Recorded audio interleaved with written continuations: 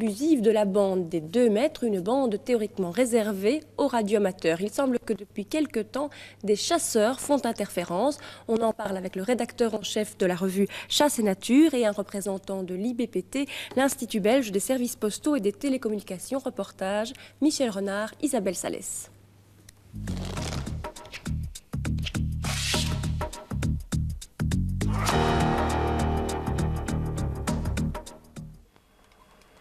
Oui, on 4 LDO, on 4 LDO de un KUA. On Oscar Novembre 4 kilo, Lima Delta Oscar, d'Oscar Novembre 1 kilo uniforme Alpha. Tu reçois? Oui, je reçois. T'es arrivé en... À ta position?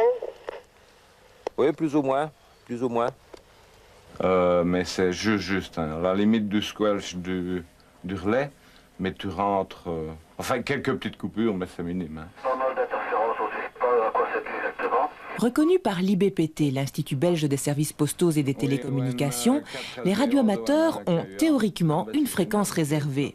De Verviers, on a de 144 à 146 mégas. On est prioritaire sur cette bande-là.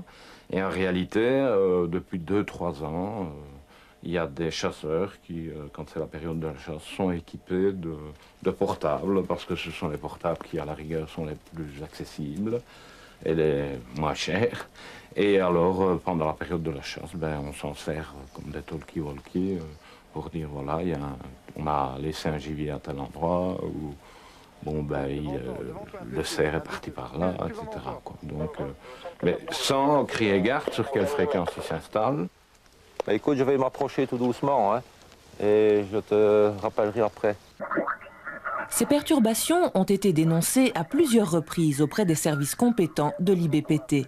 Ils agissent s'il y a une plainte, mais en semaine, en général, bon, ben, les chasses se passent le week-end, donc ils arrivent trop tard, quoi.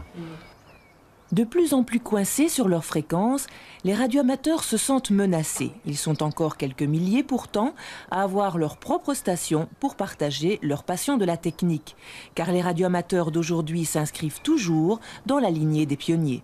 Le rôle fondamental des radioamateurs, surtout dans les années passées, c'était d'expérimenter la radio et d'apporter un plus aux transmissions radio. Fiers de leur hobby, les radioamateurs n'entendent pas que des passionnés d'un tout autre genre chassent sur leur territoire. Il y a le principe que c'est interdit, quoi. Si moi je vais sur une chasse avec un fusil sans avoir de permis de chasse, je deviens un braconnier et je suis méchamment puni. Et ces gens-là, ils sont sur nos bandes sans être punis. Voilà, 4000 radioamateurs, je crois, en Belgique. Et donc, oui, un petit peu plus même. Enfin bon, ça change, quoi. L'objectif, c'est pas de parler à celui à qui on s'adresse. L'objectif, c'est de réaliser techniquement la liaison. La liaison et de faire ses montages aussi, hein, parce qu'il y a encore possibilité de faire ses montages soi-même. C'est ça. Donc c'est vraiment une passion. L'électronique est alliée à la radio, quoi. Et on parle de ça entre nous.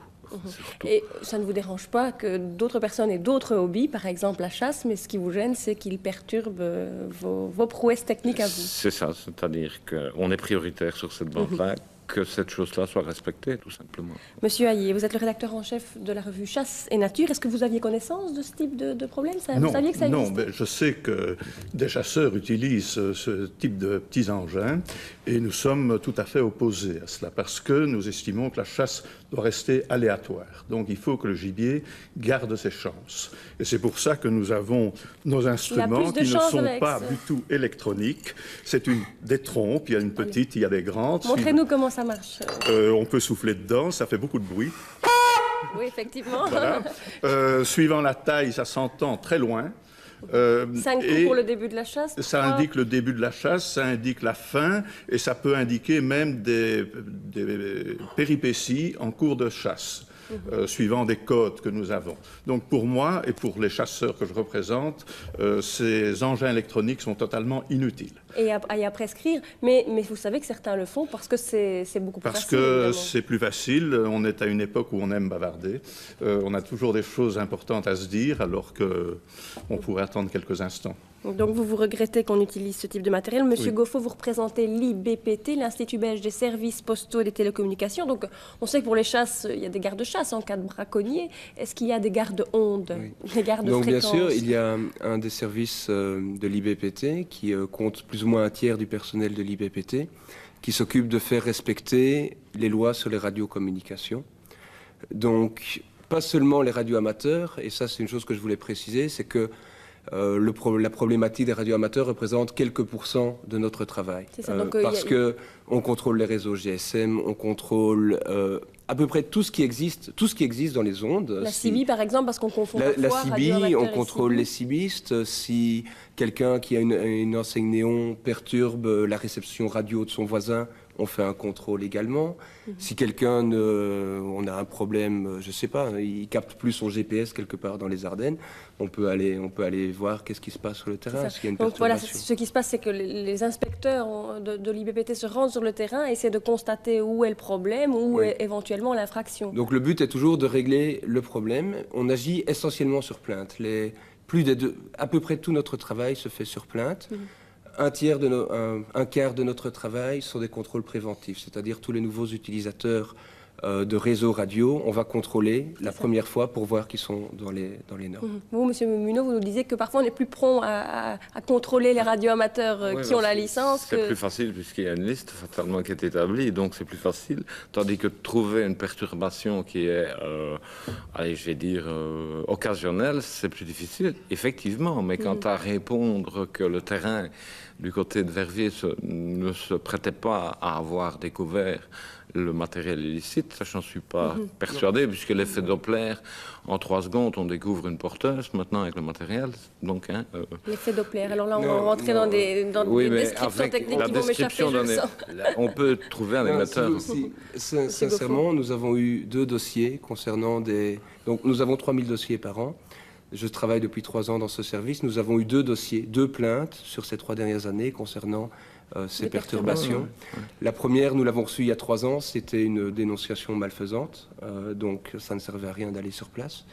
La deuxième, nous l'avons eue le week-end du 1er novembre l'an passé, c'était le relais de Verviers qui était perturbé. Nous avons cherché, nous avons été sur place, mais il faut se rendre compte, enfin c'est pas moi personnellement qui ai été sur place, il faut se rendre compte que le terrain ne se prête pas toujours à nos véhicules de mesure pour pouvoir pénétrer dans les forêts.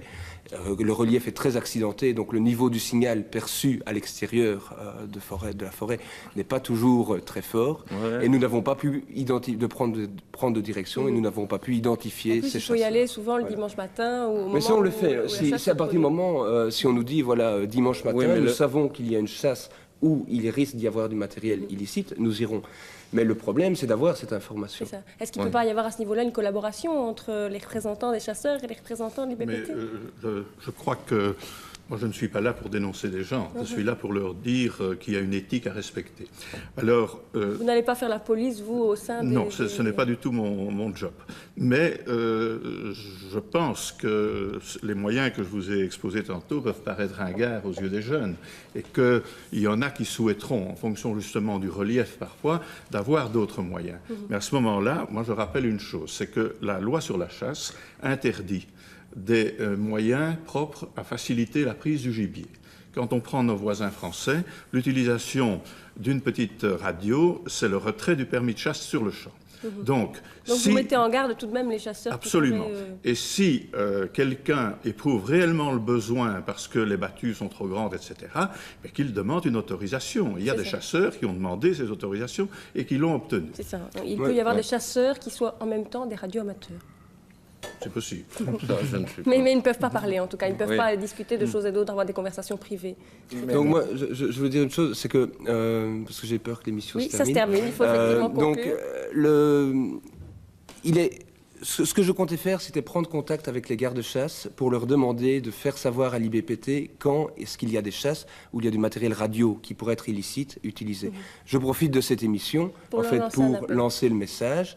Les coordonnées de l'IBPT se trouvent dans le bottin, 226 88 88. Vous pouvez prendre contact, on vous transmettra notre service. Et nous, bien sûr, on reste en contact avec M. Munot et on vous dit si cette émission a porté ses fruits dans le courant de la chasse de l'année prochaine, sans doute. Au revoir, merci, bonsoir.